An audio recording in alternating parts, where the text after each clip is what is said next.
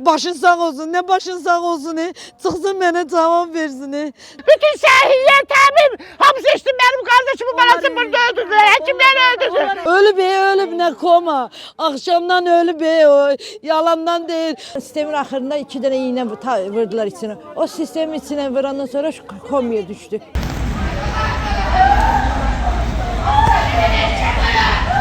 Sumqayıtda faciə baş verib. Hadisə 2 nömrəli doğum evində qeyd alınıb. Belə ki, 27 yaşlı Zərifə Əliyeva 2 körpə uşaq anasıdır və 3-cü hamiləliyi ilə məhz bu xəstəxanaya gətirilib.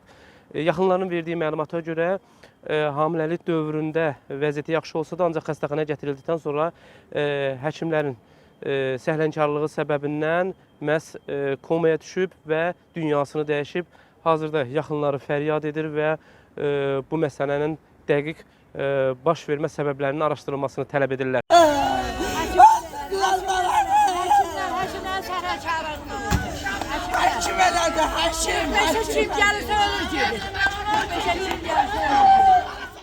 Məlumata görə 2 az yaşlı uşaq anası olan Zərifə Əliyeva özünü qəfil pis hiss etdiyi üçün yaxınları tərəfindən xəstəxanaya aparılıb.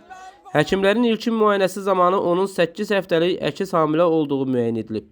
Qadının vəziyyətinin stabil olmadığı bildirildiyindən tibbi qərar əsasında abort həyata keçirilib. Yaxınların iddialarına görə məhz bundan sonra qadının vəziyyəti kəskin şəkildə ağırlaşıb. Onların sözlərinə görə əsasən həkimlər tərəfindən vurulan iynədən sonra qadın komaya düşüb. Hadisənin gedişində ailə üzvlərinə qadının real durumu barədə dolğun məlumat verilmədiyi üçün ölüm faktının bir müddət gizlədildiyi iddia olunur. Ətrafı danışıyor, nə baş verir, necədir? Nə vaxt gətirmişsiniz qızınızı bura? Dünən tezdi. Getdi, yaxşı idi, istəyirdi. Qarnı gedirdi, bir də qusurdu. Sistemimize də elədilər. Sonra axşam saat 4 idi, gətirlər sistemi qoşdular. Sistemin axırında 2 dənə iğnə vurdular içine. O sistemin içine vurandan sonra komaya düştü. Qapqara qaraldı, boğuldu. Apardılar yuxarıda da bir dəfə də keçirdi. Bütün səhiyyə, təbib, hamısı içdi benim kardeşimin balası burada öldürdüler. Həkimlər öldürdü. Həkimin balı öldürdü benim kardeşimin körpə balasın. Ay Allah sana kurban ola bu yaşını başımıza. Bakıdan belə deyir. Ay Allah Allah. Siz özünüzü deyir ki derman içir bu arxada. Ay Allah, ay Allah. Hanım özü danışsın. Ay Allah, kardeşimin balasını bax bunlar öldürdü. Qadının yaxınları bildirirlər ki, xəstəxana rəhbərliyi və tibbi personal əvvəlcə onların vəziyyətinin ciddiliyindən xəbərdar etməyib. Yalnız daha sonra başınız sağ olsun deyərək ölüm xəbərini veriblər. Ailə baş verənlərdə həkim səhlənkarlığının olduğunu düşünür və xüsusilə səhv iynə vurulması ehtimalını irəli sürürlər. Başın sağ olsun. Ne başın sağ olsun. Çıksın bana cevap versin. Çıksın bana cevap versin. O yaş yarımında uşağı var onun. Mama değil. Ben onu kimin kızına aparım mama desin ona. Kime deyim? Kime çıksın? Kim çıksın? Ölü bey ölü ne koma. Akşamdan ölü bey o. Yalandan değil. Sumqayıtın bütün həkimlərini yığıbdı bura. O gedir, o gelir. O gedir, o gelir. Gelsin o həkimlər də, gelsin cavab versin.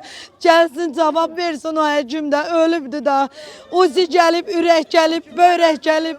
Neçə uşaq anasıdır? 2 uşaq, biri 3 yaşlı, biri yaş yarımdı. Ne? Bu 3-cü hamiləliyidir də. Bu 3-cüydü ha, o elədi. O eləyib, neyniyib, o eləyib. 8 uşağa hamilə. Eciz idi, 8-9 həftəli idi.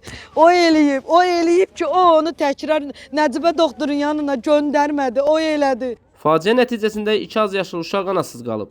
Hadisə ailə üzvləri və yaxınları arasında dərin sarsıntı yaradıb. Sumqayıt Tibb Mərkəzindən bildirilib ki, səhər saat 10:30 radələrində xəstənin ümumi vəziyyətində kəskin ağırlaşma qeydə alınıb.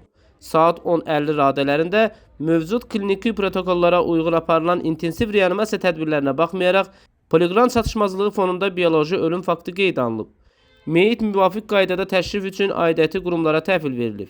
Qeyd edək ki, məsələ ilə bağlı hüquq mühafizə orqanlarına müraciət edildiyi, fakt üzrə araşdırma aparılacağı bildirilir.